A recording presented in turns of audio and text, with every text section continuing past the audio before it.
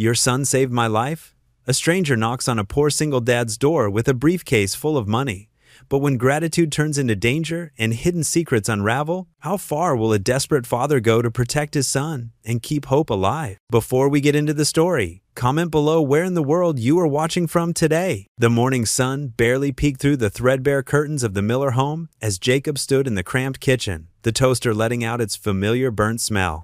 His calloused fingers pulled out the blackened bread, scraping it hurriedly with a butter knife. The ancient appliance had only 2 settings these days, raw or cremated. "Sorry about the toast again, son," Jacob called out, his voice rough from lack of sleep. The kitchen walls, once a cheerful yellow that Sarah had picked out, now showed water stains and peeling paint. He glanced at the pile of unpaid bills on the counter, their red, final notice stamps seeming to glow in the dim morning light. Ethan trudged into the kitchen, his dark hair messy from sleep. Despite the worn-out clothes and the bags under his eyes, his smile remained bright. "It's okay, Dad. I'm getting used to the extra crunch." Jacob watched as his son sat down at their small kitchen table, the wood scratched and wobbling on uneven legs. The boy's sneakers caught his attention. The sole was coming loose on the left one, and duct tape peeked out from the side. "Those shoes," Jacob began, his throat tightening. "They're fine, Dad." Ethan cut in quickly, but his eyes told a different story. "Just need a little more tape, that's all." Jacob poured the instant coffee into his chipped mug, the granules refusing to dissolve completely. "Did you finish your homework?" "Yeah." Ethan picked at his burnt toast, his voice dropping slightly. "But some kids were laughing yesterday about my shoes and this old jacket." The words hit Jacob like a physical blow. He gripped the counter, his knuckles turning white. "I'm sorry, son. Next paycheck." "Don't worry about it," Ethan interrupted, forcing cheerfulness into his voice. "Besides, Marcus said his brother got teased way worse when he wore the same shirt 3 days in a row." Jacob checked his watch. 6:45 a.m. His shift at Pete's Auto Shop started at 7:30, and he couldn't afford to be late again. "I've got to run. You okay getting to school?" "Always am." Ethan stood up, shouldering his worn backpack. "Maybe we can watch that old movie tonight? The one Mom used to love?" The mention of Sarah made Jacob's chest ache. "Sure, buddy, if I'm not too late. Got to talk to the bank after work, but I'll try." The drive to work in his rusted pickup truck was quiet, except for the concerning rattle in the engine that Jacob didn't have time or money to fix. Pete's Auto Shop came into view, a sprawling garage with peeling paint and oil stains that had become more of a home than their actual house these days. The day passed in a blur of oil changes, brake repairs, and the constant worry gnawing at his gut. During his lunch break, Jacob counted the cash in his wallet for the 10th time, barely enough for groceries, let alone new shoes for Ethan. At 5 p.m., Jacob wiped his hands on his already stained uniform and headed to the First National Bank. The fluorescent lights buzzed overhead as he sat across from Mr. Thompson, watching the bank manager's face grow increasingly stern. "Mr. Miller," Thompson said, shuffling papers with manicured hands. "You're 3 months behind on your mortgage payments. We've been very patient, but—" "I know," Jacob interrupted, hating how his voice cracked. "I picked up extra shifts. I'm trying to catch up." "Trying isn't enough." Thompson's voice was flat. "Without a substantial payment by the end of the month, we'll have to begin foreclosure proceedings." The word foreclosure echoed in Jacob's head as he drove home. The house might be falling apart, but it was where Sarah had raised Ethan, where she'd painted the kitchen yellow, where she'd hung Christmas lights even when they couldn't afford presents. He found Ethan at the kitchen table, homework spread out before him, the old DVD of Sarah's favorite movie waiting hopefully nearby. Jacob's heart sank. He'd completely forgotten about their movie plans. "Hey, Dad," Ethan said, his smile tired but genuine. "How was the bank?" Jacob couldn't bring himself to tell the truth. Not yet.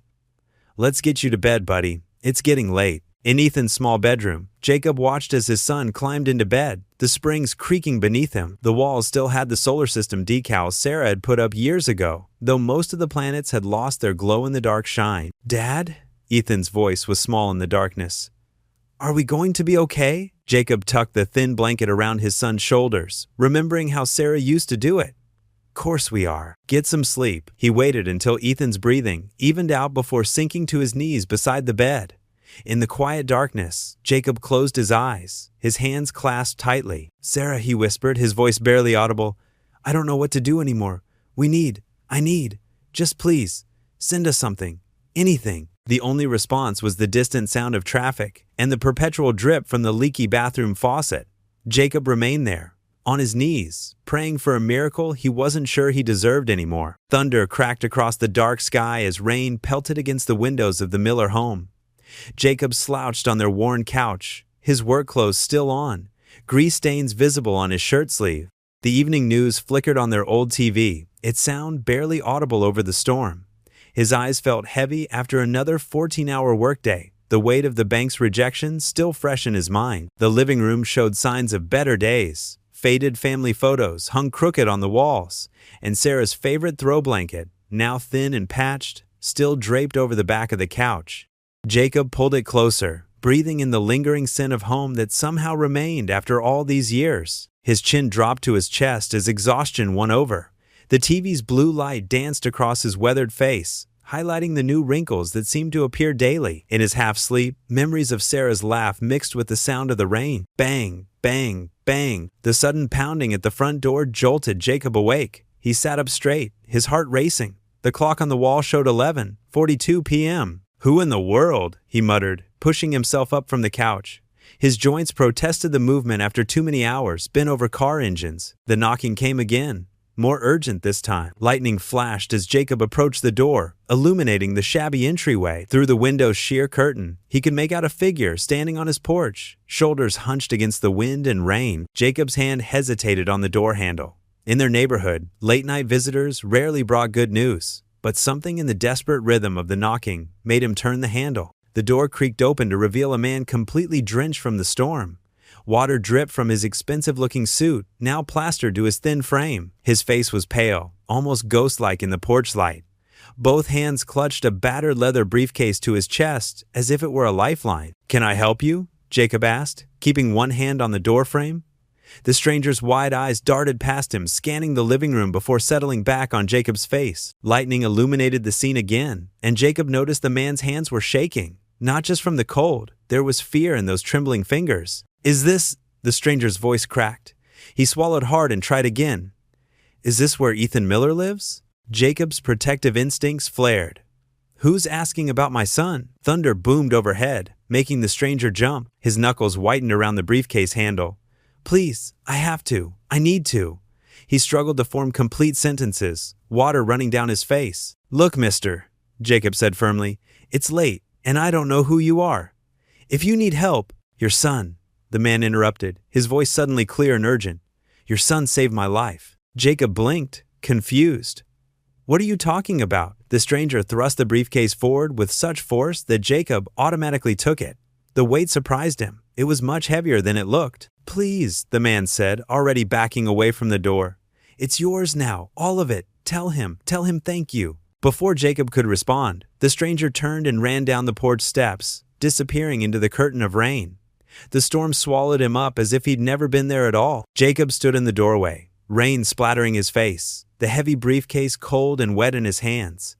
Lightning flashed once more, illuminating the empty street. He stared into the darkness, completely baffled by what had just happened. "What in the world?" he whispered to himself, looking down at the mysterious case in his hands. Jacob's hands trembled as he placed the mysterious briefcase on the scratched kitchen table. The overhead light buzzed faintly, casting a dim yellow glow over the worn leather case. Outside, the storm continued its assault, rain drumming against the windows like impatient fingers. "Dad?" Ethan stood in the doorway wearing his faded blue pajamas, his dark hair tousled from sleep. "What's going on?" "I heard knocking." Jacob ran a calloused hand through his graying hair. "Someone just dropped this off," said. He paused, studying his son's concerned face. "Said something about you." Ethan moved closer, rubbing sleep from his eyes. "About me? What do you mean?" "He said you saved his life." Jacob's fingers traced the brass latches of the briefcase. "But I've never seen him before. Have you?" Ethan shook his head, his expression puzzled. "No, I don't think so." He pulled out a kitchen chair, the legs scraping against the linoleum floor. "What's in it?" Jacob took a deep breath, his heart pounding against his ribs. With careful movements, he released the latches. They clicked open with a sound that seemed too loud in the quiet kitchen. He lifted the lid slowly, half expecting something terrible to jump out. Both father and son gasped. Stacks of crisp $100 bills filled the briefcase, bound neatly with paper bands. The money seemed to glow under the kitchen light, almost unreal in its abundance. Ethan reached out to touch one of the bundles, but pulled his hand back quickly, as if the bills might burn his fingers. "Oh my God," Ethan whispered. "Dad, how much is there?" Jacob's hand shook as he lifted one of the stacks. The paper felt real enough, the texture, the weight. He'd handled enough cash at the garage to know genuine bills. These weren't counterfeits, at least not obvious ones. "This can't be right," Jacob muttered, more to himself than to Ethan. "This has to be some kind of setup." He began counting quickly through one stack, his mechanic's fingers leaving slight smudges on the pristine bills. Each stack looks like $10,000. And there must be. He did a quick count, at least 20 stacks. $200,000? Ethan's voice cracked. But why would someone just give us this much money? Jacob's mind raced with possibilities. None of them good. Drug money. Stolen cash. A trap. His protective instincts kicked in as he looked at his son's wide-eyed expression. "We need to call the police." "No." Ethan's outburst surprised them both. "Dad, wait. Remember what the man said? About me saving his life?" Jacob's brow furrowed. "What aren't you telling me, son?" Ethan shifted in his chair, suddenly finding the floor very interesting. I've been volunteering at the crisis hotline, after school, twice a week." "The what?" Jacob felt his stomach drop. "Since when?" "About 6 months now." Ethan's voice was barely above a whisper. "I wanted to help people, like Mom used to." The mention of his late wife made Jacob's chest tighten. Sarah had been a counselor, always reaching out to others in need. He could see so much of her in Ethan's gentle nature. "Why didn't you tell me?" Jacob asked softly. "I didn't want you to worry." Ethan looked up, his eyes glistening. "And I thought you might say no. But Dad, we help people. Really help them. Maybe that man, the one who came tonight, maybe he was someone I talked to." Jacob stared at the money, then at his son, his mind wrestling with the situation. The mortgage was 3 months behind. Ethan needed new shoes, school supplies, so many things he couldn't provide. This money could change everything. But the risk, the danger. Thunder boomed outside, making them both jump. Jacob quickly closed the briefcase, his decision made. "Help me with this," he said, standing up. "We need to hide it until we figure out what to do." They carried the briefcase to Jacob's bedroom, the floorboards creaking beneath their feet. Together, they slid it under his bed, pushing it far back against the wall. "Ethan," Jacob gripped his son's shoulders, looking him straight in the eyes. "Listen to me carefully. You can't tell anyone about this. Not your friends, not your teachers, no one. Do you understand?" Ethan nodded solemnly. "I promise, Dad." "Good." Jacob pulled him into a tight hug, breathing in the familiar scent of his son's shampoo. "Now get some sleep. We've got a lot to think about tomorrow." After Ethan left, Jacob lay in his bed, staring at the ceiling as lightning occasionally illuminated the room. The briefcase seemed to pulse beneath him like a second heartbeat. His mind cycled through endless scenarios, some hopeful, others terrifying. The money could save their home, give Ethan a real future. But at what cost? What strings were attached to this unexpected gift? The stranger's words echoed in his head. "Your son saved my life." Was it really that simple? Sleep refused to come. As the storm gradually died down outside, Jacob remained awake, caught between overwhelming relief and gut-wrenching fear, while the briefcase full of money lay hidden beneath his bed like a ticking time bomb. Morning sunlight streamed through the cracked kitchen window, illuminating dust motes dancing in the air. Jacob sat at the table, surrounded by a sea of overdue bills, each stamped with angry red letters. His weathered hands carefully counted out crisp bills from the briefcase, still hardly believing they were real. The electric company's notice, $340, $2.86, paid. The mortgage payment, $156, paid. The credit card bill that had been keeping him up at night, $789.43, paid. One by one, Jacob stuffed payments into envelopes, each sealed with trembling fingers. "Dad?" Ethan's voice came from the hallway. He stood there in his worn pajamas, hair tousled from sleep. "Are you okay?" Jacob managed a small smile. "Better than okay, son. Get dressed. We're going shopping before school." At Foot Locker, Ethan's eyes widened at the wall of pristine sneakers. He'd grown used to thrift store finds and hand-me-downs, learning early not to ask for new things. "Really, Dad? Are you sure?" "Try these on," Jacob said, handing him a pair of Nike basketball shoes, the kind Ethan had been eyeing through store windows for months. The price tag made Jacob wince out of habit, but for once, he pushed the worry aside. Ethan slipped them on, his face lighting up.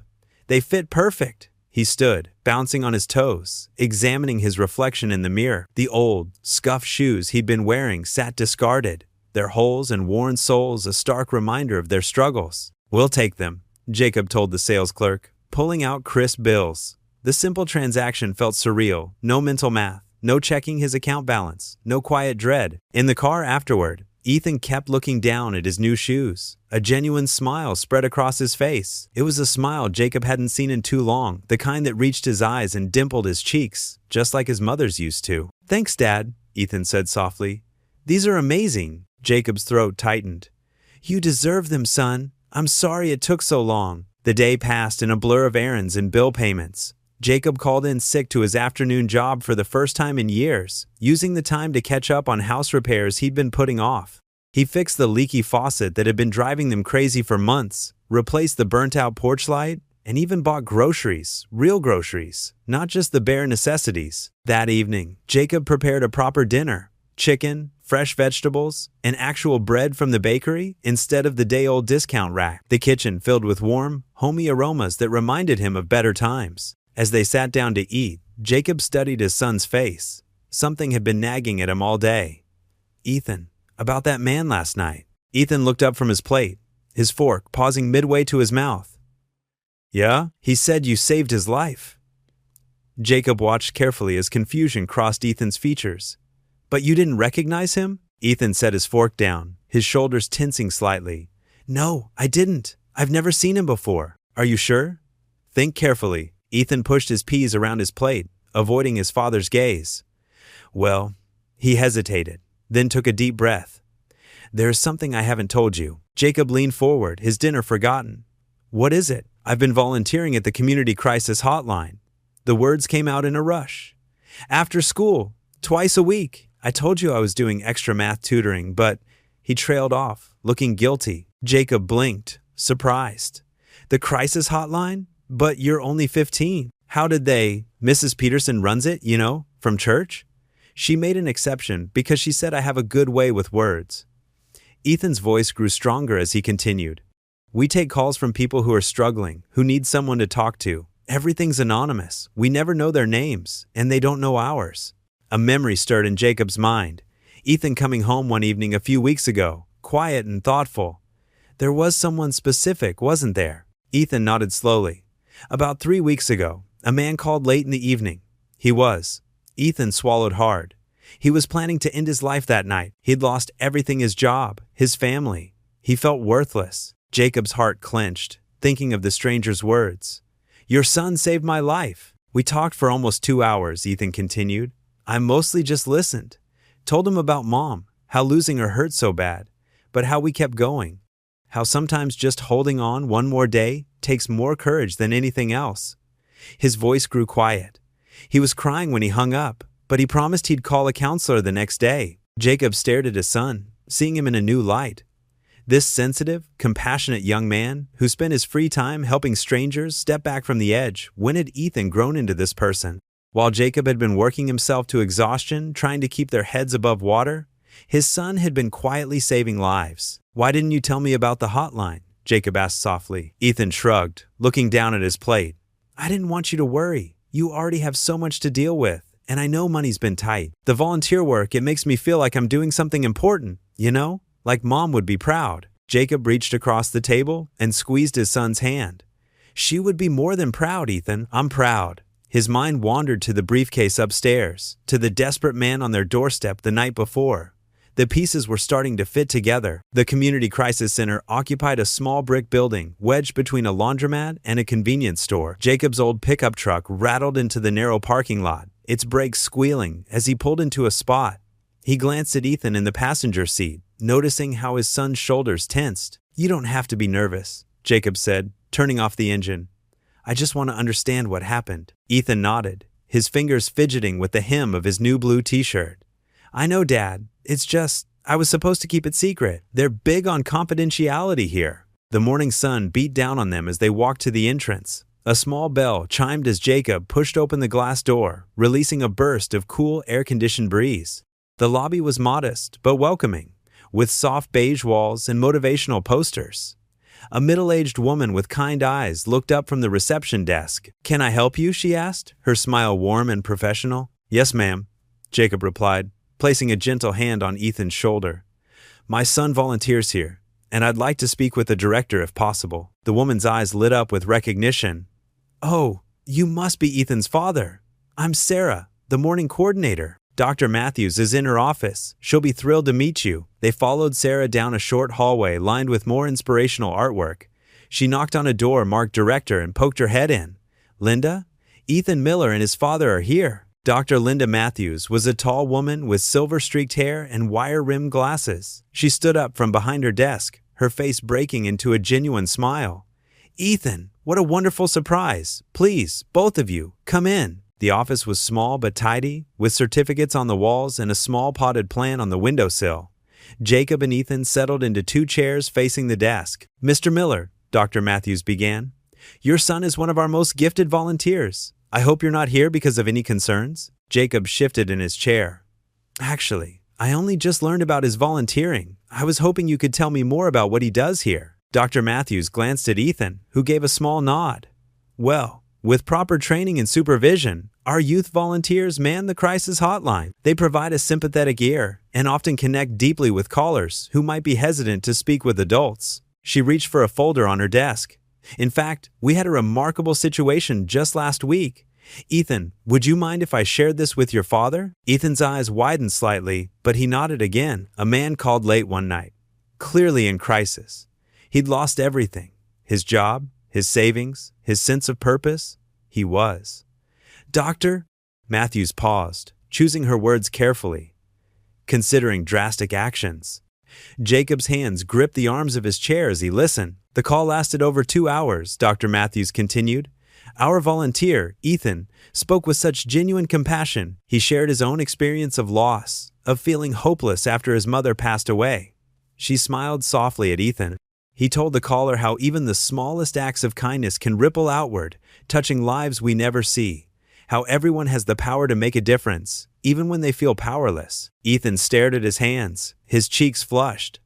Jacob felt his throat tighten with emotion. By the end of the call, Dr. Matthews said, the man had completely changed his perspective.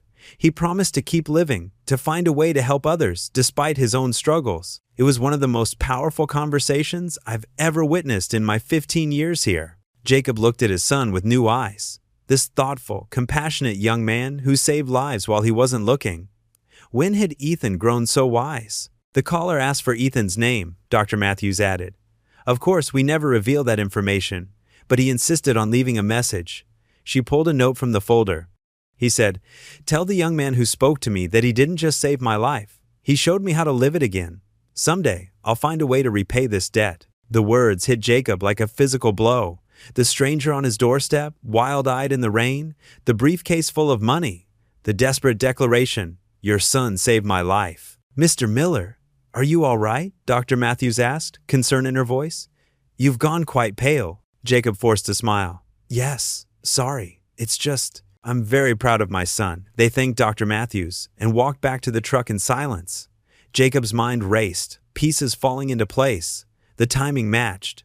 The gratitude in the stranger's voice, the way he disappeared into the night like a man with shadows at his heels. Sitting in the truck, Jacob felt a complicated mix of emotions wash over him. Pride in his son's compassion, profound gratitude that Ethan had saved a life. But underneath it all, a gnawing dread took root in his stomach. What kind of man carries that much cash? Why leave it and run? The money that had seemed like such a blessing now felt heavier, darker, like storm clouds gathering on the horizon. He looked at Ethan, who was watching him with worried eyes. "Dad, what are you thinking?" Jacob started the truck, its familiar rumble matching the tumult in his chest. That briefcase hidden under his bed suddenly felt less like a miracle and more like a ticking bomb. The bell above Lou's diner chimed as Jacob pushed through the glass door, wiping sweat from his forehead. The lunch rush was in full swing, filling the small restaurant with the clatter of plates and the buzz of conversation. He'd been coming here for years. Same counter seat, same order of meatloaf special when he could afford it. "The usual, Jake?" Lou called from behind the counter, already reaching for a coffee pot. Jacob nodded, settling onto his favorite worn vinyl stool. "Thanks, Lou." He pulled a few crumpled bills from his wallet. New money from the briefcase, though no one would know the difference. The diner's weathered door chimed again. Two men in crisp, dark suits entered, looking as out of place as penguins in a chicken coop. They moved with quiet purpose, their shoes clicking against the checkered floor. Jacob kept his eyes on his coffee, but his ears strained to listen. "Afternoon, gentlemen," Lou greeted. "Take any seat you'd like." The taller man pulled out a small notebook. "Actually, we're hoping you could help us with something." His voice was smooth but carried an edge, like polished steel. "We're looking for information about a man who might have passed through here recently.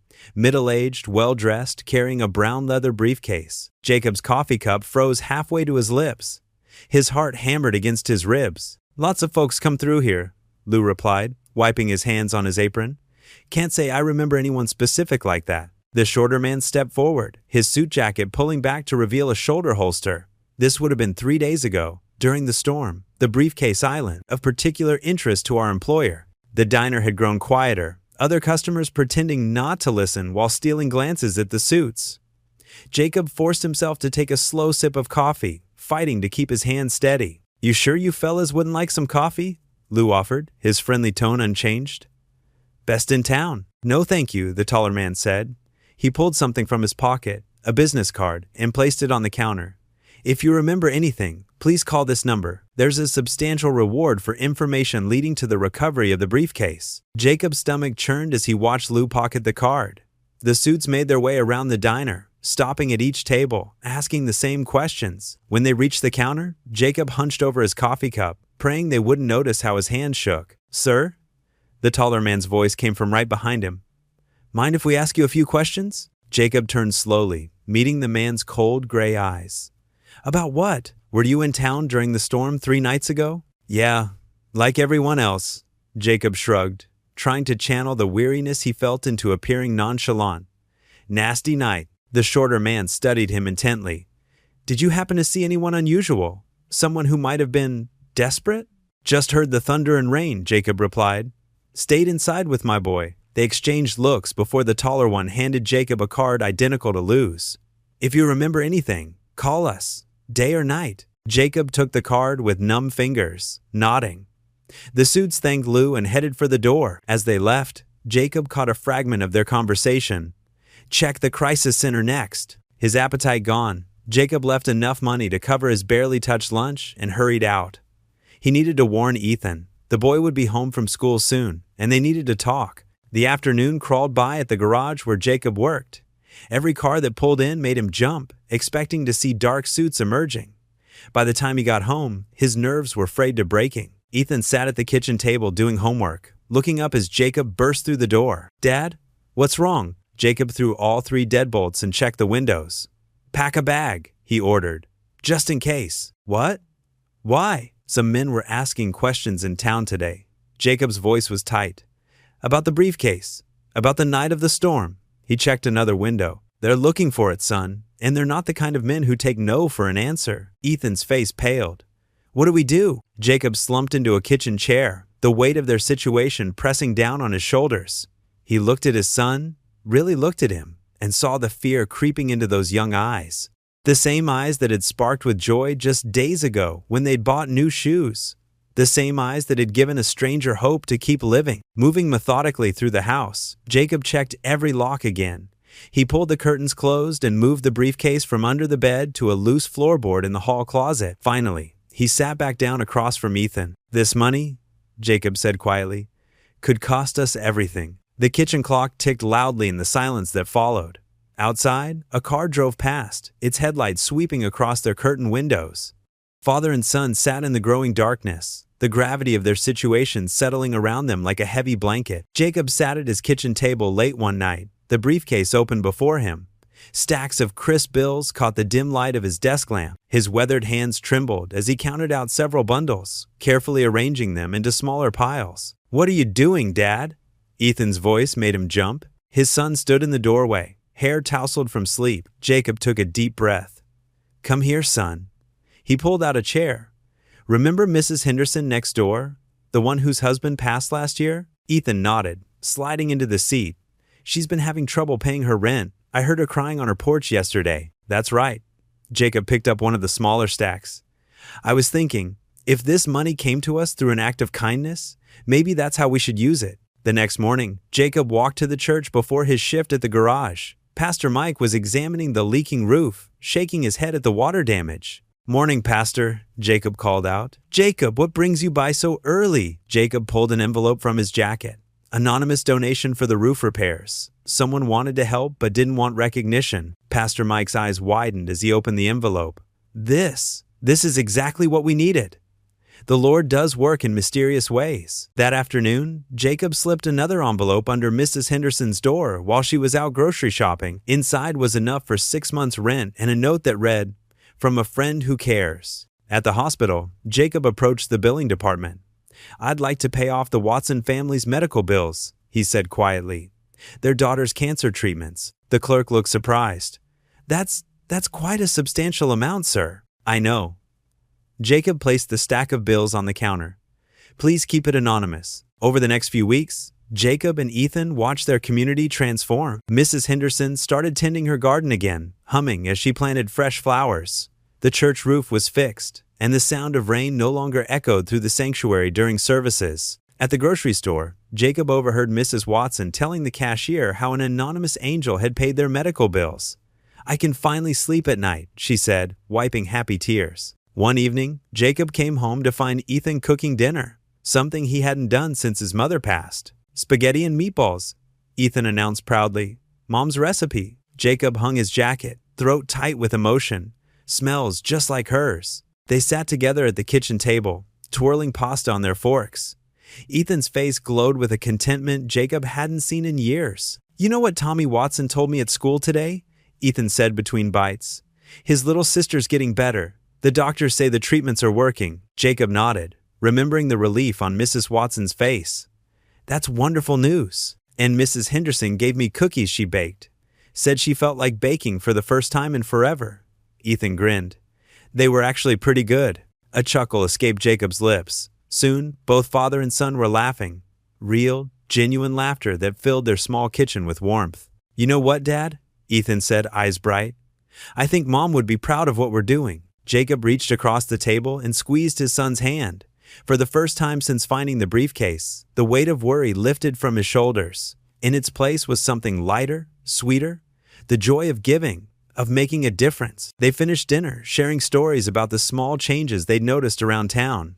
The way people smiled more, held doors open, passed along kind gestures of their own. Their secret acts of generosity had planted seeds of hope that were beginning to bloom. As they cleared the dishes together, their laughter mingled with the clinking of plates. The kitchen, once a place of burnt toast and hurried meals, now felt like home again. Father and son moved in comfortable synchronization, their bond strengthening with each shared secret, each quiet act of kindness. Through the window, they could see Mrs. Henderson's garden glowing in the sunset, her newly planted flowers swaying in the evening breeze. The church steeple stood proud against the darkening sky, its roof solid and secure.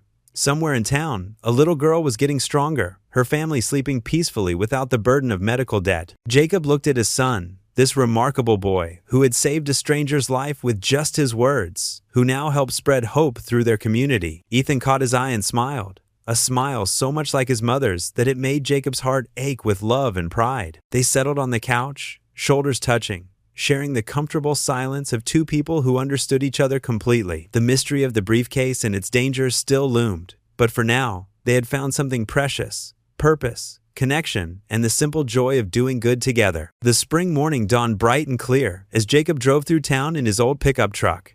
At every stop, he noticed small changes blooming like flowers after a long winter. The Sanders family's beat-up minivan was finally running again.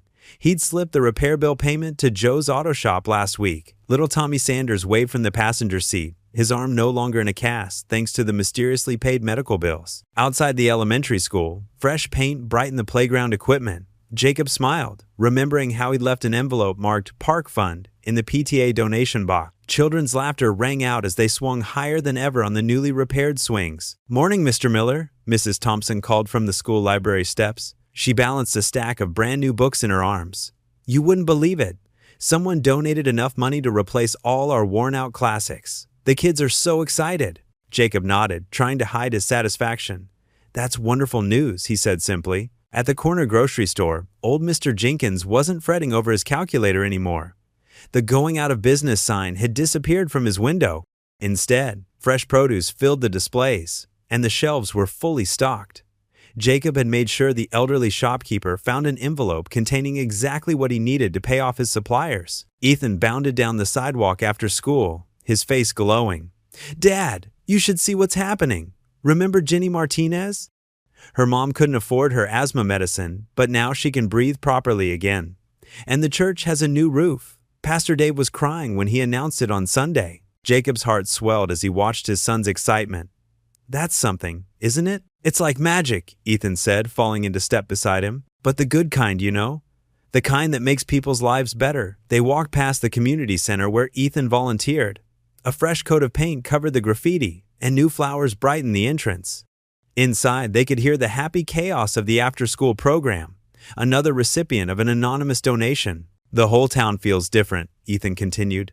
"Like everyone's standing a little taller, smiling a little more." He looked up at his father with knowing eyes. "You're doing this, aren't you, Dad?" Jacob squeezed his son's shoulder. "We're doing it together, son. Your kindness started all this, that night on the hotline. I'm just following your example." At the diner, they sat in their usual booth.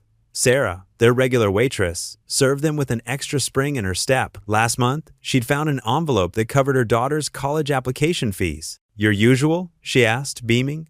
"Coffee's on the house today, Jacob. You two are my favorite customers." As they ate, Jacob watched the dinner crowd. Mrs. Wilson from the bakery chatted with the high school principal. Tom the mailman joked with a group of construction workers. The whole place hummed with a warmth that had been missing for too long. "It's not just the money," Ethan said quietly, pushing his empty plate aside. "It's like hope is catching. People are helping each other more. Did you see how Mr. Jenkins gave free groceries to the Williams family when their dad lost his job?" Jacob nodded. The briefcase's contents had started something bigger than themselves. Every act of kindness seemed to multiply, spreading through the community like ripples in a pond. Walking home in the sunset, they passed the newly repaired basketball court where teenagers played pickup games instead of hanging around the street corners. The community garden bloomed with vegetables and flowers, tended by volunteers who'd once been strangers to each other. "I'm proud of you, Dad," Ethan said suddenly. "Mom would be too." Jacob's throat tightened. "I'm proud of you too, son. More than you know." At home, Jacob noticed something white under the front door. His heart skipped a beat as he picked up the envelope. Inside was a simple, handwritten note. "Dear anonymous friend, you'll never know what your kindness meant to us. When we couldn't afford Tommy's surgery, we were desperate. Now he can play baseball again, and his smile lights up our whole world. You've given us back our hope. Thank you isn't enough, but it's all we can offer. With grateful hearts, the Sanders family." Jacob's hands trembled as he read the note. Ethan peered over his shoulder, and they stood together in the warm evening light, sharing a moment of pure joy. "We did good, didn't we, Dad?" Ethan whispered. Jacob pulled his son close, the thank you note crinkling between them. For the first time in years, he felt truly at peace. The weight of their secret seemed lighter, balanced by the knowledge of all the good it had brought. "Yes, son," he said softly. "We did good." The school gymnasium buzzed with the usual chaos of a morning assembly. Metal chairs squeaked against the polished floor as students shuffled into rows, their chatter echoing off the high ceiling. Jacob sat awkwardly in the back row, his work boots and oil-stained jeans standing out among the other parents' business attire. He hadn't planned to be here, but the principal's call had been insistent, just a regular assembly. Ethan had said that morning, confused when Jacob mentioned taking time off work to attend. Now, watching his son fidget nervously in the front row with the other students, Jacob wondered if Ethan truly hadn't known. Principal Matthews stepped up to the microphone, tapping it twice. The feedback made everyone wince. "Good morning, Franklin High," she began, her voice warm but commanding. "Today, we're here to recognize someone special in our community." Jacob noticed Ethan's shoulders tense. His son had always hated being the center of attention. "Sometimes," Principal Matthews continued, "the greatest acts of heroism happen quietly, without fanfare or recognition. We have a student among us who has been spending his evenings doing something extraordinary." The crowd of students grew still, curiosity replacing their usual restlessness. Jacob's heart swelled with pride, even as his hands gripped his knees anxiously. "Ethan Miller, would you please come to the stage?" A collective murmur rippled through the gymnasium. Ethan turned bright red but stood slowly, making his way to the stage. His worn sneakers, the ones Jacob had finally been able to replace, squeaked slightly with each step. For the past year, Principal Matthews announced, Ethan has been volunteering at the Community Crisis Hotline. In that time, he has helped countless people through their darkest moments. Last month, his compassion and wisdom quite literally saved a life. Jacob watched his son's face, saw the mix of embarrassment and quiet pride there. He thought of the stranger with the briefcase, of the desperate gratitude in his eyes that rainy night. Mrs. Chin from the crisis center stepped forward, her small frame nearly lost behind the podium. When Ethan first came to volunteer, I wasn't sure about having someone so young on the phones, she admitted. But his gift for listening, for finding the right words when people need them most, has been remarkable. Ethan stood with his hands clasped behind his back, looking so much like his mother in that moment that Jacob's chest ached.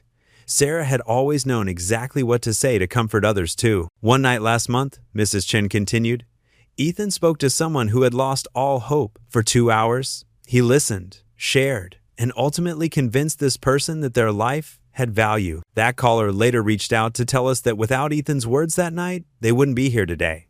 The gymnasium had grown completely silent. Jacob could see students looking at Ethan with new eyes, perhaps realizing for the first time that the quiet boy who sat next to them in math class was capable of such profound impact. For his dedication, compassion, and life-saving service, Principal Matthews said, we present Ethan with the Franklin High Community Service Award. She handed Ethan a small plaque. He accepted it with trembling hands, looking smaller than usual under the bright gymnasium lights. Would you like to say a few words? Principal Matthews asked gently. Ethan stepped to the microphone, clearing his throat.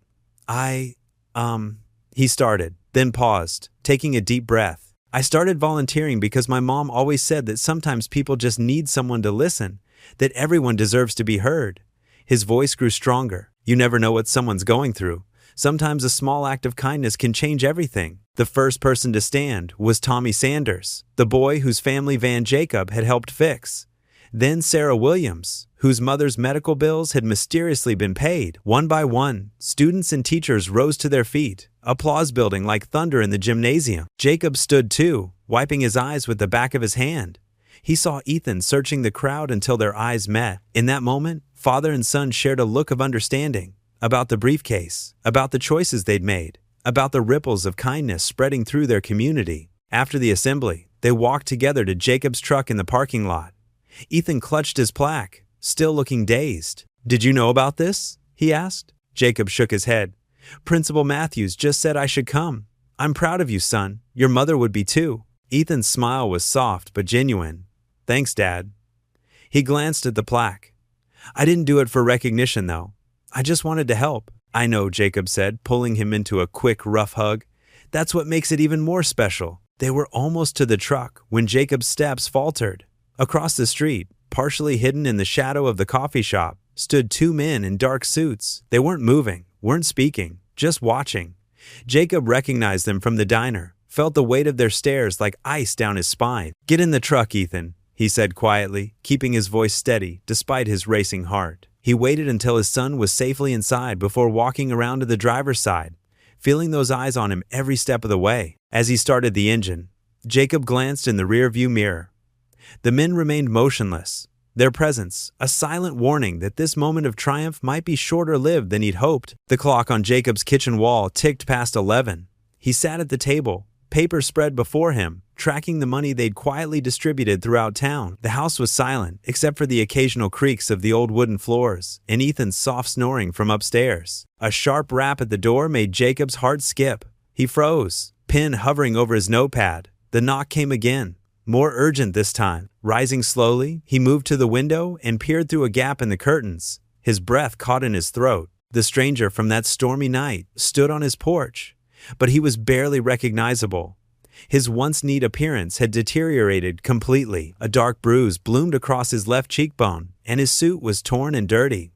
He kept glancing over his shoulder into the darkness. Jacob's hand trembled as he reached for the door handle. Common sense told him to leave it locked, to call the police, but something in the man's desperate expression made him hesitate. After a moment's internal struggle, he opened the door. Please, the stranger whispered hoarsely, I have to warn you. Jacob stepped back, allowing him inside. Under the kitchen light, the stranger looked even worse. His lip was split, and dried blood stained his collar. He collapsed into a kitchen chair, shaking. I should have told you everything from the start, he said, running trembling fingers through his disheveled hair. The money, it wasn't mine to give. Jacob's stomach clenched. He'd suspected as much, but hearing it confirmed made his mouth go dry. Where did it come from? My former employer, Richard Crane. The stranger's voice cracked. He owns half the businesses in the next county. Everyone thinks he's a respected businessman, but it's all a facade. The money in that briefcase? It's evidence of his crimes. Payoffs, bribes, blackmail. Jacob sank into the chair across from him. Why did you take it? I was his accountant. I saw everything, the corruption, the people he ruined. The stranger's eyes darted to the window. I couldn't take it anymore. When your son talked to me that night on the hotline, he made me realize I had to do something. So I grabbed the briefcase and ran. A car passed outside, its headlights sweeping across the kitchen walls. The stranger flinched violently. Crane's looking for me. For the money. He's got people everywhere. Private security, corrupt cops on his payroll. His voice dropped to a whisper. I thought giving it away would protect me somehow. Make it disappear. But he won't stop until he gets it back. Jacob thought of the men in suits he'd seen around town. His blood ran cold. These people who are looking, they're dangerous, Mr. Miller. Crane doesn't care who gets hurt. The stranger gripped the edge of the table. I've seen what happens to people who cross him. You and your son need to... A dog barked somewhere down the street. The stranger jerked to his feet, nearly knocking over his chair. He's close. Too close. Panic filled his eyes. I shouldn't have come. I'm sorry. I'm so sorry. Wait. Jacob reached for him. Tell me what to do. How do we fix this? But the stranger was already backing toward the door. They can't know I was here. Protect your son, Mr. Miller. Whatever happens, protect your son. Before Jacob could stop him, the stranger yanked open the door and disappeared into the darkness.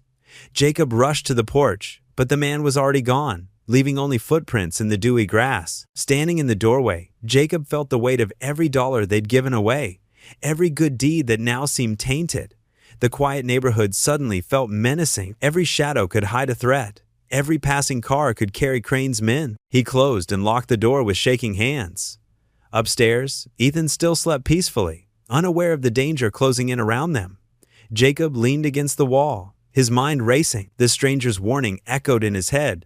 Protect your son. Time was running out, and Jacob had no idea how to save his family from the storm that was coming. Looking at his cramped notes on the kitchen table, the careful accounting of their anonymous generosity, Jacob realized with crushing clarity that their brief season of hope was about to end. The money that had seemed like a miracle now felt like a ticking bomb in their hands. His gaze fell on Ethan's school photo, magnetized to the refrigerator. His son's smile, so much like his mother's, stared back at him. The same smile that had grown brighter these past weeks as their lives had improved. The same smile that had apparently saved a desperate man's life through a late-night phone call. The clock ticked past midnight. Jacob stared at his own reflection in the dark kitchen window, seeing the lines of worry etched deeper than ever on his tired face. For a moment, he caught a glimpse of movement in the street beyond, or maybe it was just his imagination playing tricks on him. Either way, the message was clear. They were running out of time. The kitchen light cast a dim glow as Jacob stared at the worn bills spread across the table. His calloused fingers traced the edges of each stack, the money that had brought both salvation and danger to their doorstep.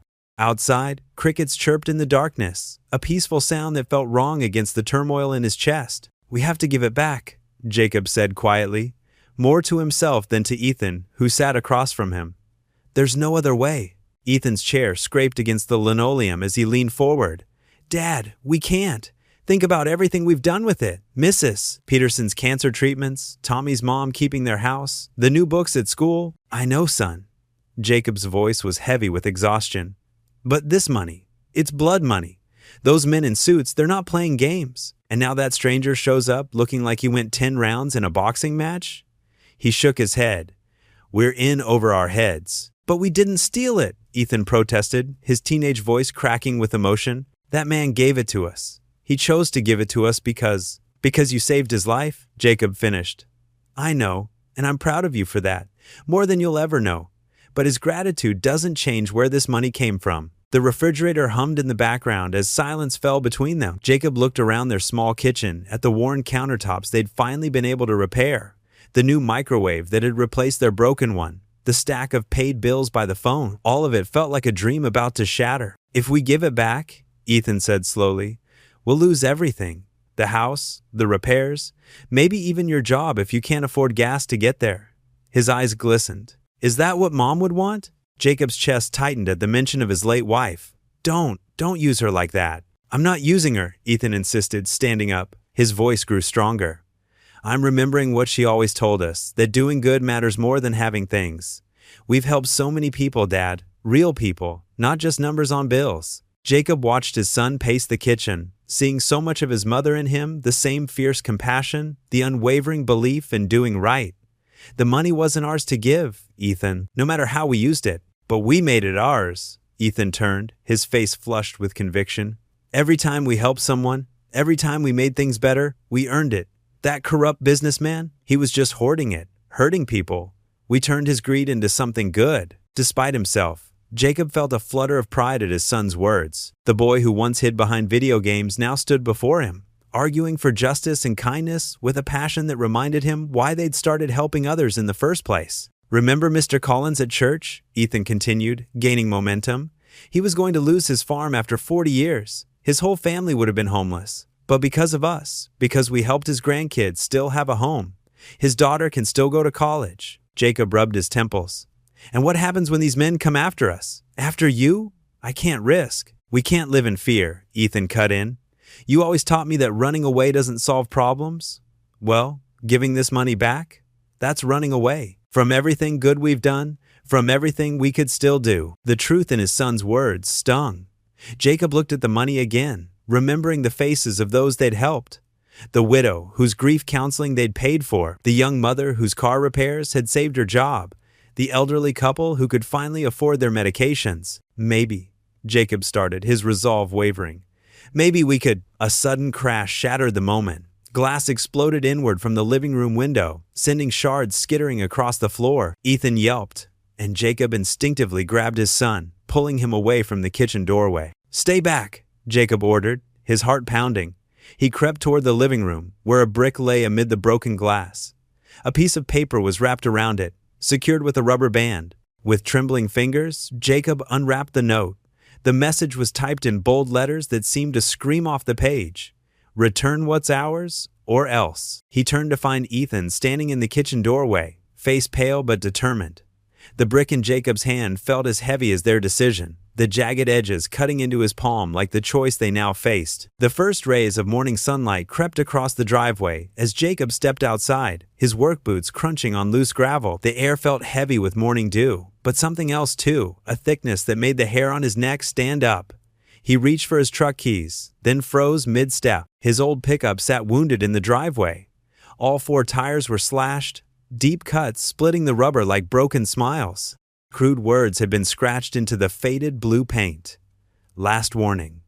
The driver's side mirror hung by a wire, swaying gently in the morning breeze. Jacob's hands trembled as he touched the scarred metal. This truck had been his lifeline, carrying him to both jobs, keeping food on their table. Now it sat crippled, a message he couldn't ignore. Movement caught his eye, a dark sedan crawling past their house for the third time this morning. The windows were tinted, but Jacob could feel eyes watching, measuring his reaction. His stomach churned. Dad? Ethan's voice came from the front door. What's wrong? Stay inside, Jacob called back, trying to keep his voice steady. But Ethan was already crossing the yard, his backpack slung over one shoulder. The boy's face fell as he saw the damage. They did this because of the money, didn't they? Ethan's voice was barely a whisper. Jacob nodded, pulling his son away from the truck. We need to get you to school another way. I'll call Mrs. Henderson next door. Dad, we can't just pretend this isn't happening. Ethan's eyes held that same determined look his mother used to have. They're not going to stop. Inside the house, Jacob paced the kitchen while Ethan sat at the table, neither touching their breakfast. The brick from last night still lay on the counter, its threatening note now joined by this morning's vandalism. The walls seemed to close in around them. Maybe we should call the police, Ethan suggested. Jacob shook his head. And tell them what? That we took money we knew wasn't ours? Used it all over town? His voice cracked. They'd arrest me, and you'd end up in foster care. But we did good things with it. We helped people. The law doesn't care about good intentions, son. Jacob sank into a chair, his shoulders heavy. And these people, they're not the type to let the police stop them. The sound of another car passing made them both tense. Jacob moved to the window, carefully peering through the blinds. The same dark sedan. His heart pounded against his ribs. "We need to leave," he said suddenly. "Pack a bag, just essentials." Ethan stood, panic flashing across his face. "Leave? But what about school? My friends? The house? None of that matters if we're not safe." Jacob's voice came out harder than he meant it to. He softened his tone. "I'm sorry, son, but I've seen how these things go. They're watching us, sending messages. Next time, it won't be just the truck." Tears welled in Ethan's eyes. "This is all my fault. If I hadn't volunteered at the hotline..." "Stop." Jacob crossed the room and gripped his son's shoulders. "You saved that man's life. Never apologize for showing kindness. But now, I might get you killed." Ethan's voice broke. The words hit Jacob like physical blows. His son's face, usually so bright with hope, was twisted with fear and guilt. In that moment, Jacob saw not the teenager before him, but the small boy who'd cried himself to sleep after his mother's funeral, believing somehow he was to blame for her illness. Jacob pulled Ethan into a tight hug, feeling his son's shoulders shake with silent sobs. The morning sun cast their shadow on the kitchen wall, a single, merged silhouette of father and son. All their dreams of a fresh start, of helping others, of making something good from their struggles, seemed to crumble around them. "I promised your mother I'd keep you safe," Jacob whispered into his son's hair, his own tears finally breaking free. "And I don't know if I can anymore." The old wooden doors of St. Mary's Church creaked as Jacob slipped inside. Early morning light filtered through stained glass windows, casting colorful shadows across empty pews. The church smelled of wood polish and ancient hymnals, familiar and comforting from his childhood days. Jacob's footsteps echoed in the quiet sanctuary as he made his way to the front. His shoulders felt heavy, weighed down by sleepless nights and constant worry. Settling into the front pew, he leaned forward, clasped his weathered hands together, and closed his tired eyes. "I don't know what to do anymore," he whispered, his voice trembling. "Sarah, I wish you were here. You always knew the right path." A tear rolled down his cheek as he thought of his late wife. The wooden cross above the altar seemed to watch over him, patient and eternal. Sunlight caught the brass collection plate they'd helped pay for with the mysterious money, making it gleam like a reminder. "I tried to do right by the money," Jacob continued, his voice barely audible. "We helped so many people. The Wilson family's medical bills, Tommy's college fund, the church roof." He rubbed his calloused hands across his face. "But now Ethan's in danger. Our boy's in danger, Sarah." The morning silence wrapped around him like a blanket. Through the windows, he could hear birds beginning their morning songs, the world waking up to another day. Jacob sat up straighter, something shifting in his chest. "I can't keep running," he realized aloud. "Can't keep looking over my shoulder, waiting for the next threat. That's no life for Ethan." Mrs. Martinez, the elderly cleaning lady, quietly entered the church with her mop and bucket. She nodded respectfully at Jacob, but kept her distance, sensing his need for solitude. The familiar sounds of her work provided a gentle backdrop to his thoughts. Jacob's mind wandered to the police station downtown. Officer Kelly, who'd helped when kids were vandalizing the garage last year. The FBI office in the city, just an hour's drive away. They'd know what to do about corrupt businessmen and dirty money. "Maybe that's the answer," he murmured, looking up at the cross. "Maybe we need to trust in something bigger than ourselves." The idea began to take shape in his mind. They had evidence. The briefcase itself, the threatening note thrown through their window, witnesses who'd seen the mysterious men in suits. And somewhere out there, that desperate stranger who'd started it all might be willing to testify. Jacob pushed himself to his feet, his knees cracking from sitting too long. His back felt straighter now, the weight on his shoulders lighter. Mrs. Martinez looked up from her mopping, offering a gentle smile. "Bless you, Mr. Miller," she said softly. "Thank you, Rosa," he replied, managing a small smile in return. Sometimes we just need a quiet place to think. The drive home seemed shorter than usual, purpose replacing fear in his heart. He found Ethan in the kitchen, making toast and coffee, breakfast duties he'd taken over since things got bad. The boy looked up as Jacob entered, dark circles under his eyes matching his father's. "You were gone early," Ethan said, sliding a coffee mug across the counter. Jacob wrapped his hands around the warm ceramic, gathering his thoughts. "I went to church," he said finally. "Been doing a lot of thinking." Ethan sat down across from him, waiting. The kitchen clock ticked steadily in the background, marking each precious moment. "Son, I think we need to go to the authorities," Jacob said, meeting Ethan's eyes. "Tell them everything. About the stranger, the money, those men watching us. All of it." He expected argument or fear, but Ethan's face showed only relief. "Really? It's not right, us living like this, looking over our shoulders." Jumping at shadows? Jacob took a deep breath. Your mother would want us to do the right thing, even if it's the hard thing. Ethan nodded slowly, understanding in his eyes. The money's already done good, Dad. Whatever happens now, we know that. All those people we helped. But we can't hide anymore, Jacob added softly. Dad, we can't hide anymore, Ethan agreed, straightening in his chair. We need to be brave. Those simple words, spoken with such conviction, confirmed everything Jacob had felt in the church. They would face this together, father and son, standing up to do what was right. The morning sun streamed through their kitchen window, warming their faces, promising a new day and a chance to make things right. The old wooden doors of St. Mary's Church creaked as Jacob slipped inside.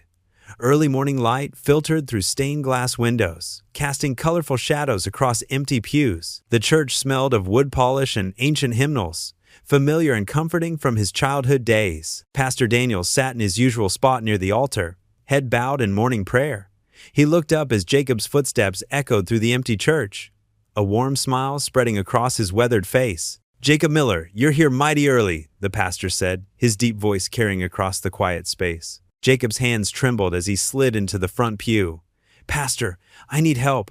I've gotten myself and Ethan into something bigger than us. The pastor's smile faded, replaced by concern. He moved to sit beside Jacob, his presence steady and reassuring. Tell me everything, son. And Jacob did. The words poured out like a flood. The mysterious stranger, the briefcase full of money, their attempts to help the community, and now the threats. His voice cracked when he described the brick through their window, the fear in Ethan's eyes. Pastor Daniels listened without interruption, his expression growing more serious with each revelation. When Jacob finished, the pastor was quiet for a long moment. You've carried this burden alone for too long, he finally said, placing a gentle hand on Jacob's shoulder. It's time to share it. But who can we trust? Jacob asked, his voice barely above a whisper. Sarah Wheeler from the crisis hotline where Ethan volunteers? She's as solid as they come. And Tom Martinez, the retired police officer who lives on Oak Street. He's helped with the church's security for years. Pastor Daniels paused thoughtfully. And we should talk to Martha Kennedy. That woman's been running the town newspaper for 30 years. She knows every skeleton and every closet within 50 miles. Jacob's chest tightened. Telling more people feels dangerous. Sometimes the most dangerous thing is facing evil alone, Pastor Daniels replied firmly. Give me an hour to get them here. True to his word. Within the hour, 3 more concerned faces joined them in the pastor's study. Sarah Wheeler, with her kind eyes and silver hair, sat straight-backed in an armchair. Tom Martinez leaned against the wall, his cop instincts clearly still sharp as his eyes darted between speakers. Martha Kennedy perched on the edge of her seat, her reporter's notebook ready. Once again, Jacob told his story. This time, it felt different, like sharing the weight of a heavy load. When he described how they'd used the money to help others, Sarah wiped away tears. When he mentioned the threats, Tom's jaw clenched visibly. So that's why Mrs. Peterson's medical bills disappeared, Martha mused, her pen moving rapidly across her notebook. And the mysterious church roof repairs. It all makes sense now. The question is, Tom said, pushing off from the wall, who's this businessman? These kinds of tactics, vandalism, threats, they're meant to isolate you, make you feel helpless. Sarah leaned forward. Jacob, what you and Ethan did with that money, you transformed lives. The Wilson family would have lost their home without that anonymous rent payment. Little Amy Thompson got her surgery. You turned something corrupt into pure good. But now they're in danger. Pastor Daniels reminded them gently. We need to act. Martha stopped writing and looked up.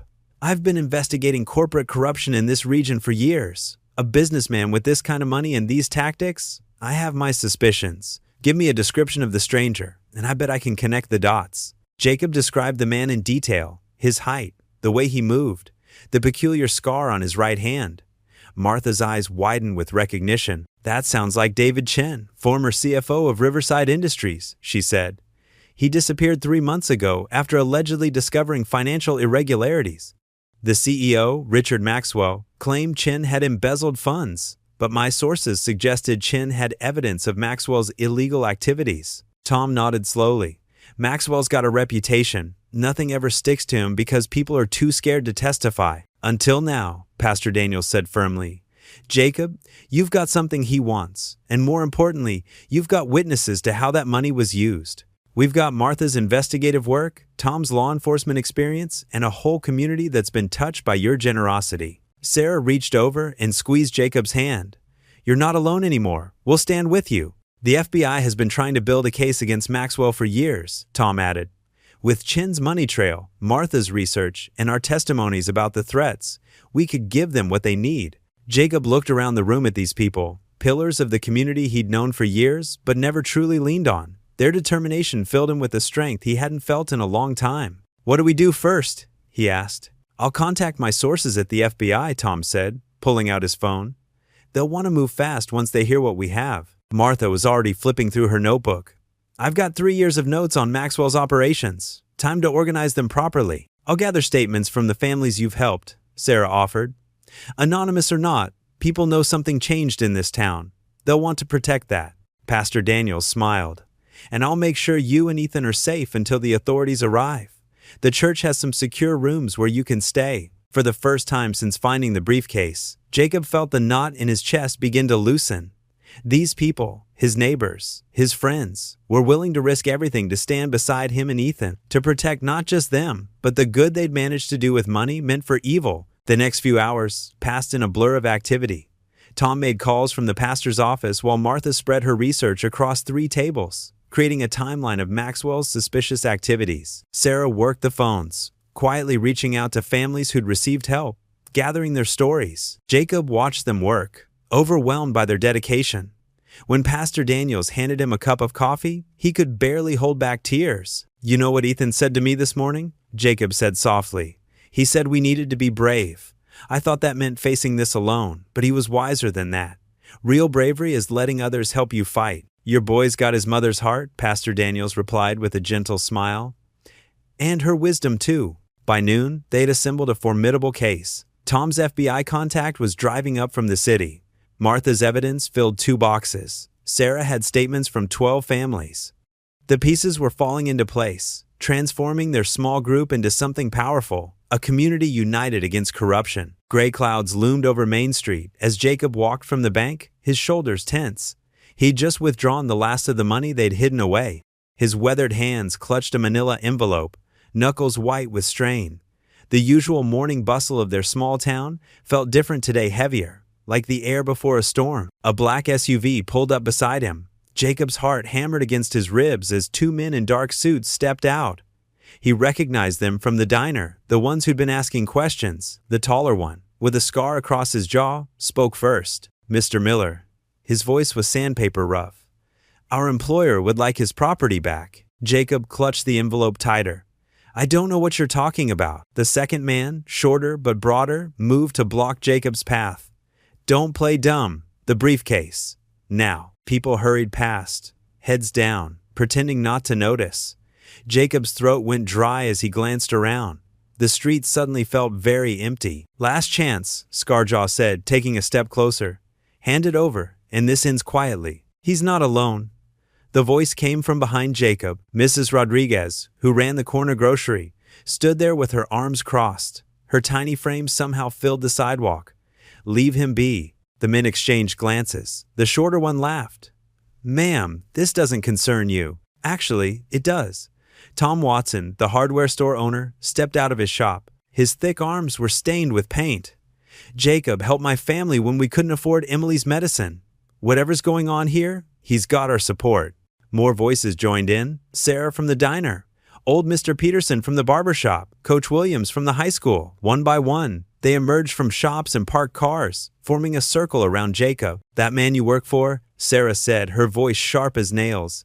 "He's been bleeding this town dry for years, buying up properties, raising rents until families can't afford to stay. But Jacob," Mr. Peterson added, "he's been doing the opposite, helping folks keep their homes, fixing what's broken." The shorter man reached inside his jacket.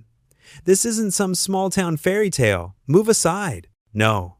The word came from everywhere at once. The crowd grew larger. Miss Thompson from the library, the Martinez family, even old Bill from the gas station, who rarely spoke to anyone. Jacob felt warmth spread through his chest. These were his neighbors, people he'd known his whole life, people who'd watched Ethan grow up, people whose lives had been touched by the money they'd used for good. "Your boss?" Jacob said, finding his voice at last. "He thinks money is power, but he's wrong. This," he gestured to the gathering crowd, "this is real power. Community, people looking out for each other." Scarjaw's face darkened. "You have no idea who you're dealing with." "Actually," came a new voice, "I believe we do." Pastor Daniels walked forward, holding up his phone. "The FBI has been very interested in the evidence we've gathered. The paper trail of corruption, the threats, all of it." The shorter man cursed and grabbed his partner's arm. In the distance, sirens began to wail. "It's over," Jacob said quietly. Red and blue lights flashed at both ends of the street. The men bolted for their SUV, but police cars had already blocked both exits. Officers poured out, weapons drawn. "FBI, freeze!" The crowd parted as agents and windbreakers moved in. The two men raised their hands, faces twisted with fury. Behind them, another set of officers led a handcuffed figure from a second vehicle, a well-dressed man Jacob recognized from newspaper photos. The corrupt businessman himself, finally exposed. The sirens faded to a distant whine as the cars pulled away. Jacob stood there, surrounded by his neighbors, feeling the weight of fear finally lift from his shoulders. These people, this community, had become his shield, his strength, his family. Mrs. Rodriguez squeezed his arm. "We take care of our own," she said simply. Tom Watson clapped him on the back. "Always have, always will." One by one, they drifted back to their shops and homes, leaving Jacob standing in the morning Sunday. The manila envelope in his hands no longer felt like a burden. Instead, it felt like possibility, like hope made real through the power of community and courage. The clouds above began to break, letting streams of sunlight paint the street in gold. For the first time in weeks, Jacob could breathe freely, knowing that sometimes the greatest strength comes not from what you have, but from who stands beside you when you need them most. The police evidence room felt cold and sterile as Jacob watched them catalog the contents of the briefcase. Each stack of bills disappeared into manila envelopes, tagged and sealed. Detective Morris, a kind-faced woman with graying hair, handled the process with gentle efficiency. "I know this isn't easy, Mr. Miller," she said, writing on a form, "but you did the right thing." Jacob nodded, his throat tight. Ethan stood beside him, their shoulders touching. The boy hadn't left his father's side since they'd turned in the money that morning. "All that good we did," Jacob whispered, more to himself than anyone else. "Gone just like that." Ethan squeezed his father's arm. "Not gone, Dad. Look at Mrs. Thompson's new roof. Look at little Tommy Watson, he can hear now with his cochlear implant. That's still there. Nobody can take that away." Jacob glanced at his son, seeing his late wife's wisdom shining in those young eyes. A warmth spread through his chest, easing the ache of loss. Outside the police station, they found Pastor Mike waiting by his old station wagon. "Need a ride home?" he asked, jingling his keys. The drive back was quiet, but not uncomfortable. As they turned onto Cedar Street, Jacob noticed something unusual. Cars lined both sides of the road near their house. People milled about on their front lawn. "What's going on?" he asked, sitting up straighter. Pastor Mike smiled mysteriously and pulled into the driveway. Mrs. Rodriguez from next door hurried over as they stepped out, carrying her famous chicken casserole. Behind her, Mr. Chen from the hardware store held a box of tools. Sarah Williams, whose medical bills they'd helped pay, clutched an envelope in her trembling hands. "We heard what you did," Mrs. Rodriguez said, her eyes glistening. "Both with the money and standing up to those criminals." More neighbors approached, faces Jacob recognized from around town. Some he'd helped directly with the money, others he barely knew, but they all wore the same expression of gratitude and determination. Tom Watson pushed through the crowd, his 7-year-old son Tommy perched on his shoulders. The boy's new cochlear implant caught the afternoon Sunday. "When we heard they were taking the money back," Tom said, "we got together. Everyone pitched in what they could." Sarah Williams stepped forward, holding out the envelope. "It's not as much as what was in that briefcase," she said softly, "but it's from all of us, to help you keep your house." Jacob's hand shook as he accepted the envelope. Inside, he found checks, cash, and handwritten notes of thanks. His vision blurred with tears. "We take care of our own," Mr. Chin declared, setting down his toolbox. "And your family now, both of you." More people arrived, carrying dishes of food and envelopes. Mrs. Peterson brought her famous apple pie. The high school principal came with news of a scholarship fund started in Ethan's name, honoring his work at the crisis hotline. Even gruff old Mr. Harrison, who rarely left his house, showed up with a jar full of saved coins. They set up tables in the yard, sharing food and stories. Children played on the lawn while adults discussed plans to help repair Jacob's house. The Watson kids chased each other around the oak tree, Tommy's laughter ringing clear and true, a sound that would have been impossible without the Millers' help. Ethan moved through the crowd, accepting hugs and thanks with humble grace. Jacob watched his son, seeing not just the boy who had saved a stranger's life, but a young man who had helped transform their entire community. Pastor Mike touched Jacob's shoulder.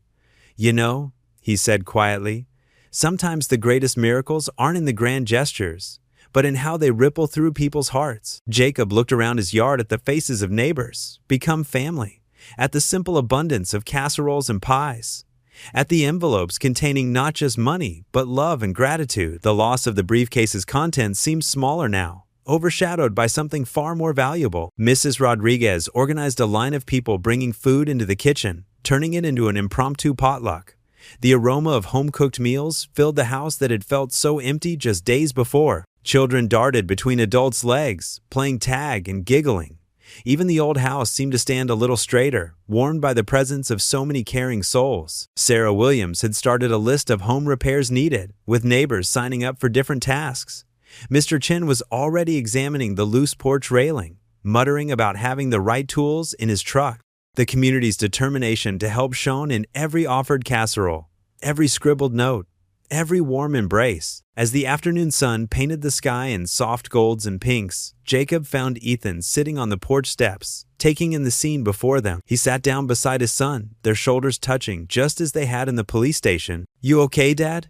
Ethan asked. Jacob looked at his son, really looked at him, and saw not just his boy, but his hero. "You know what, son? I think I'm better than okay." He gestured to the crowd in their yard. "This right here? This is worth more than any amount of money in that briefcase." The Watson kids ran past, Tommy's cochlear implant catching the light as he played with his friends, his laughter clear and musical. "Mrs. Rodriguez called out that dinner was ready, and the crowd began to move toward the tables laden with food. Their small house had never felt so full of life, so rich with possibility. The briefcase was gone, but what remained was something that couldn't be contained in any container, couldn't be measured in dollars and cents. It lived in the warmth of shared meals, in the strength of joined hands, in the laughter of children who could now hear, and in the hearts of people who had learned that miracles often wore the simple disguise of neighbors helping neighbors. Jacob and Ethan stood up together, ready to join their newfound family for dinner. The porch step creaked beneath them, a sound that now promised repair rather than decay. Their home might be humble, but it had become the heart of something extraordinary. A community bound together by gratitude, grace, and the enduring power of small kindnesses turned into lasting change. The community center buzzed with activity on Saturday afternoon. Colorful streamers hung from the ceiling, and mason jars filled with wildflowers dotted the folding tables. Hand-drawn signs reading "Thank you, Miller family" decorated the walls. The smell of home-cooked dishes filled the air. Mrs. Henderson's famous apple pie, Mr. Garcia's spicy chili, and countless casseroles brought by caring neighbors. Jacob shifted uncomfortably in the plastic chair on stage, his work-worn hands clasped tightly in his lap. He wasn't used to being the center of attention. Beside him, Ethan sat straight-backed, occasionally offering his father reassuring smiles. Pastor Robert stepped up to the microphone, his warm voice carrying across the packed room. "Today, we gather to celebrate two extraordinary members of our community. Jacob and Ethan Miller showed us what it means to live with courage and compassion." Sarah Thompson, the elderly widow from down the street, was the first to speak. Her walker clicked against the wooden floor as she made her way to the microphone. "When my rent was due and my Social Security check hadn't arrived, an envelope appeared under my door."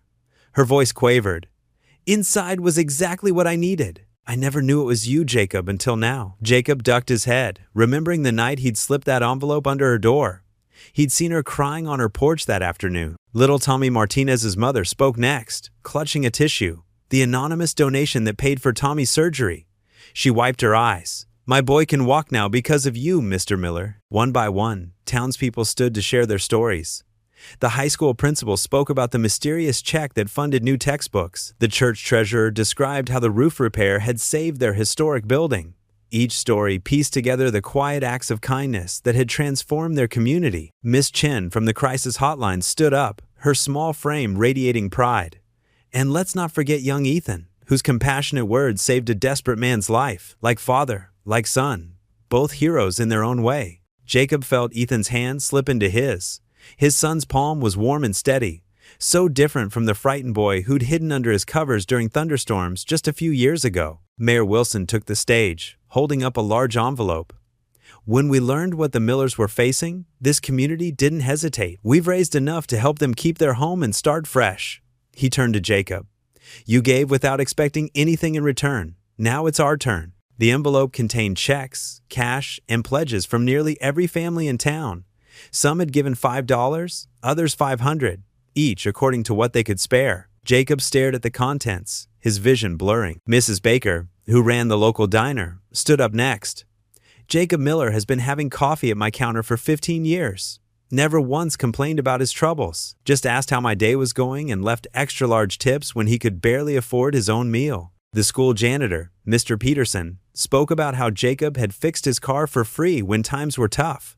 The librarian mentioned anonymous donations of new children's books. Each story revealed another thread in the tapestry of quiet kindness Jacob had woven through their town. Katie Sullivan, a teenage girl with braces, approached the microphone shyly. Ethan talked to me on the crisis hotline one night. He didn't know it was me, but she took a deep breath.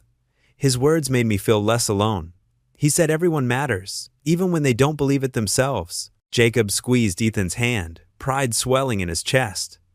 His son had inherited his mother's gift for healing hearts with words. The mayor returned to the microphone. The money you received and shared did more than pay bills or fix roofs. It showed us what we could be when we look out for each other. Spontaneously, people began standing up, applauding.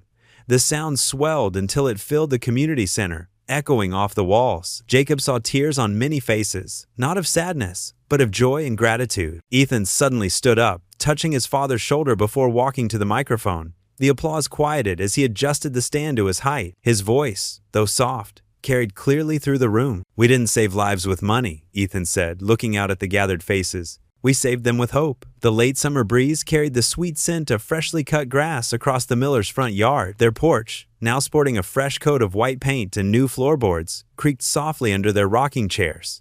Jacob watched as golden sunlight painted the sky in brilliant shades of orange and pink, while Ethan sat beside him, both holding glasses of cold lemonade that sweated in the evening warmth. The house behind them stood proud and secure, a far cry from the shabby structure it had been just months ago. New shutters hung straight and true, the sagging gutters had been replaced, and bright flowers bloomed in window boxes Ethan had built himself in woodshop class. But more than the physical repairs, it was what the house represented now that mattered most: hope, community, and the strength of doing what's right. Jacob glanced at his son, marveling at how much older and wiser Ethan seemed these days. The boy, no young man, had grown inches taller since spring, but it wasn't just his height that had changed. There was a quiet confidence in his bearing now, a gentle strength that reminded Jacob so much of his late wife that it made his heart ache with pride. Mrs. Henderson dropped off another pie this morning, Ethan said, taking a sip of his lemonade. That's the third one this week. Jacob chuckled, the sound warm and genuine. Pretty soon we'll have to start jogging just to keep up with all the food people keep bringing over. I like it, Ethan admitted. Not just the food, though her pies are amazing, but how everyone stops to talk now. Remember how quiet it used to be here? Jacob nodded, remembering the lonely evenings when they'd hurried from car to house, too wrapped up in their struggles to notice their neighbors. Now, the street hummed with life. Children played hopscotch on the sidewalk, couples walked their dogs in the cooling evening air, and friendly waves were exchanged like currency. The transformation hadn't happened overnight. After the drama with the briefcase and the corrupt businessman had settled, the community had rallied around them in ways Jacob never could have imagined. The fundraiser had been just the beginning. People showed up with tools and supplies, offering their time and skills to help repair the house. The local hardware store provided materials at cost. Even the bank had worked with them to refinance their mortgage at better terms. Dad, Ethan said softly, do you ever wonder about him?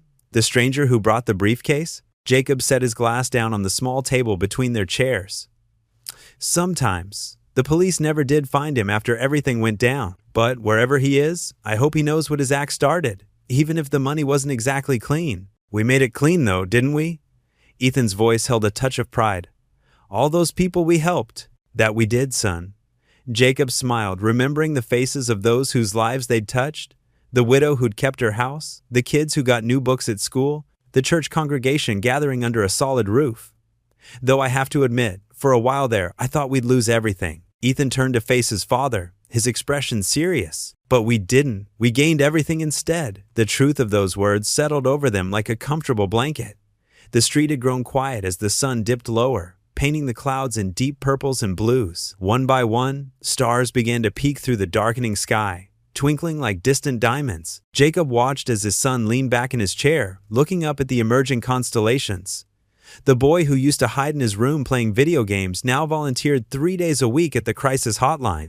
The same quiet voice that had once barely spoke above a whisper had found its strength in helping others find their way through dark times. The porch light clicked on automatically, another small repair that had seemed impossible months ago, casting a warm glow around them. A moth fluttered nearby, dancing in the light, as crickets began their evening chorus. Jacob felt something shift in his chest, a fullness that had been growing steadily over these past months.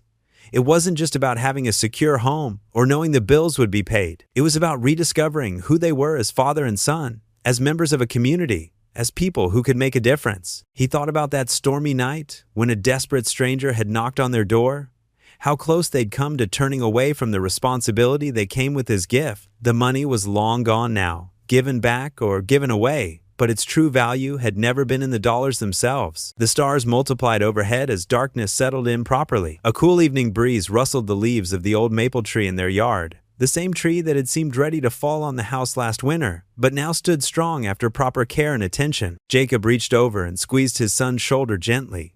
Ethan turned to him, his young face open and peaceful in the porch light. The moment felt right, perfect even, for what Jacob had been wanting to say for weeks now. "Son," he said, his voice thick with emotion, "you didn't just save that man's life. You saved mine too." Ethan's eyes widened slightly, but he didn't speak. He didn't need to. Father and son sat together in comfortable silence, watching as more stars appeared in the velvet sky above them, each one a tiny point of light in the darkness, just like the small acts of kindness that had changed their world forever. The crickets sang their evening song, the breeze whispered through the trees, and the miller's porch light glowed steadily, a beacon of hope in the gathering night. What would you do if you were in their place? Comment your answer below, and let's see how you'd rewrite the ending. If you enjoyed the story of Jacob Miller, I handpicked the next story that you will enjoy. Please don't miss this one. Click here to watch it.